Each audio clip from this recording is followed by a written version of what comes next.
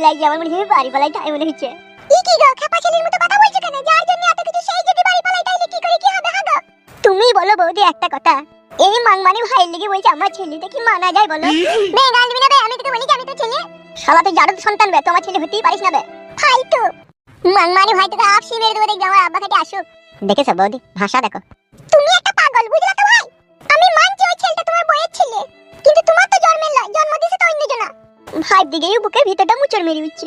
কি কাজ করলি গো? উফ বাপরে বাপরে, আমার বউয়ের কাছে শুয়ে অন্য জনা ছেলে কই দিচ্ছি, এটা কি মানা যায় না সহ্য করা যায় গো বৌদি? এক এক সময় মনে হয় যে ছাগল ডিগ্রি দিয়া 20 টাকা দড়ি কিনে আত্মহত্যা করা যে মহাপাপ। এই খাপা ছেলে কই গো? হইলো গো ফাইনাল কথাবার্তা হইলো? হ্যাঁ হয়ে গেছে, বাইরে চলো। তুই শুধু চো ফালতু বাইরে। কালো কুকুর ভাই আমার মন ভেঙে গেছে, আমি এবার বাড়ি পালাবো। কি? ঠিকই বলছি গো ভাই, আমি পালাবো। শালা বৈদ্যুকে না আসর হুইয়ে না প্যান্ট জামা খুলে টেনে টেনে লিবারবো, পায়ে দড়ি বেঁধে, চিনিস তোমাকে? শালা বৈদ্যুক গানে মরাইছে। আমাকেও সেই তখন থেকে দুবার তিনবার করে বলছে আমি বাড়ি পালাবো। ভাই তা তুই বাড়ি পালাবে তো আগে থেকে পালাছিস না? মন ভেঙে গেছে ভাই, আমার বউয়ের ছেলে হয়ে গেছে। বে ছেলে হয়েছে তো কি হয়েছে বে? মনের ভিতরে বারে বারে বলছে যে তোর বউয়ের কাছে অন্য জনা শুয়ে যাবে, তোর বউয়ের কাছে অন্য জনা শুয়ে যাবে। বে শুইছে না বসেছে সেটা তো জানি না আগে থেকে। শালা বৈদ্য আমার কেলামও মরাইছে। তুমি জানো না হে, একটা মেয়ে যখন নিজের ভাতারকে ছেড়ে পরের ভাতারের হাত ধরে সে কিসের আশায় ধরে? ওইটাই আমি তো বারবার বুঝাচ্ছি গো। এতদিন বুঝতে পেরেছিলাম তবু ভালোবাসা ছিল, কিন্তু আজকে সেই ভালোবাসাটা না পুরোপুরি ভাবে মুছে গেল। মুছে গেছে তো কি হয়েছে? ওই বই লিয়ে যাবি বাড়ি, বউ বাড়ি লিয়ে যাবি, একটা সাইকেলের দোকানে গিয়ে সাইকেলের স্পোক নিবি। স্পোক নিয়ে কি করবো? স্পোকটা লিগে কয়লার আগুনে পুরি লাল সিঁদুর করবি, দিয়ে তোর বইয়ের পুটকিতে টুকুস করে ভরে দিবি, তাইলে বুঝতে পারবি ভাতা ছেড়ে পালানোর কি জ্বালা। পুটকিতে ভরে দেবো তাইলে লাগবি তো? ওই তো চিদির ভাই তোর বইয়ের পানে তো দরদ আছে তবে লাগবে বলছিস? এমএলএ সাহেব মরবে তারপরে বলি তুই বাড়ি যাবি, তারপরে বাড়ি লিগেই তুই বল লিবি না ফেলে দিবি সেটা তুই বুঝবি।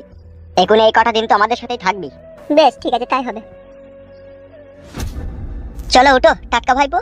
উঠা। তোমার আব্বা এমএলএ বিকাশ দত্তর কাছে সত্যি করে? হ্যাঁ সত্যি করি। চলো চলো। তোমরা ওকে কোথায় নিয়ে যাবে? তোকে কৈফিয়ত দিতে হবে নাকি? চলো ভাইপো। ওরা কি প্ল্যান করছে আমি কিছুই বুঝতে পারছি না। কি হবে? তুই তো চাস ভাইপো তোর আব্বাকে যারা আঘাত করেছে তাদের উপরে প্রতিশোধ নিতে? হ্যাঁ প্রতিশোধ নিতে চাই তো। তাহলে শোন। বলো কাকা। শোনো কালো কুকুর ভালো করে এই ঘটনাটা। হ্যাঁ বলো কালু ভাই। ফুটু ছেলে আর এমএলএ বিকাশ দত্ত সাহেবের ছেলে দুজনেই উদল বুদল হবে। এমএলএ বিকাশ দত্ত সাহেবের ছেলেকে লেগে পাশের গোডাউনে তালা মেরে রেখে দাও, আর রাত 12টার সময় যখন যাবো তখন ফুটু ছেলেকে সাথে করে নিয়ে যাবো। আর ফুটু ছেলেকে এমএলএ বিকাশ দত্ত সাহেব তার নিজের ছেলে মনে করে কোলে তুলে নেবে। ও রাতটুকু এমএলএ বিকাশ দত্ত সাহেবের বাড়িতে থাকবে, আবার সকালে উঠে চলে আসবে।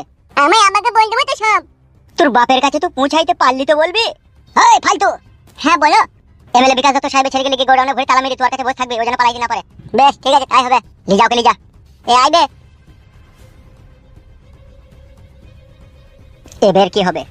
এখন সময়ের অপেক্ষা রাত 12টা। ভালো করে ফুটু ছেলেকে বুঝিয়ে বল দাও তুমি ব্যাপারটা, বুঝলি টাটকা ভাইপো? এমএলএ সাহেবের বাড়িও যদিও তার লোকজন তোকে নিয়ে চলে যায়, তো সকাল হবে তুই তো তোদের বাড়ি চিনিস চলে যাবি। হ্যাঁ হ্যাঁ তাহলে চলে যাবই। আর যদি বাড়ির লোকজন জিজ্ঞেস করে তো বলবি আমি এমএলএ সাহেবেরই বেটা, তাই বলবি ঠিক আছে? বেশ ঠিক আছে। আর যদি নাম জিজ্ঞেস করে তাহলে বলবি জর্দার কইতো। চাটা কইতো?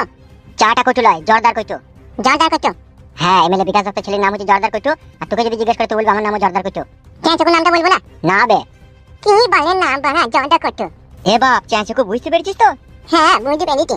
এখন শুধু রাত 12টা বাজতে দে, তারপরে এখান থেকে আমরা দুজন যাব ঠিক আছে? হ্যাঁ হ্যাঁ বুঝতে পেরেছি। রাত 12টা, তারপরে বিকাশ দত্ত তোর মৃত্যুর ঘন্টা বেজে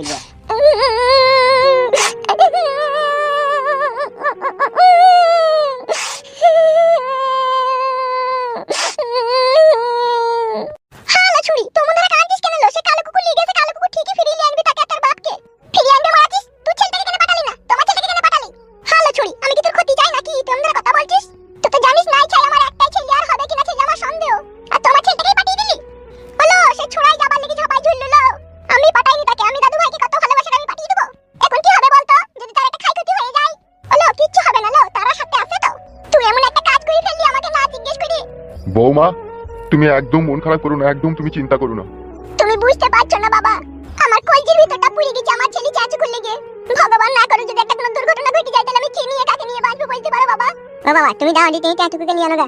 তোরও মন খারাপ করছিস লাই বাপ? হ্যাঁ আমি আর ওইটা একসাথে খেলা করে দেখতে পেয়েছিলাম বলে আমার মন খারাপ করছে। আমার কি সর্বনাশ হইলো।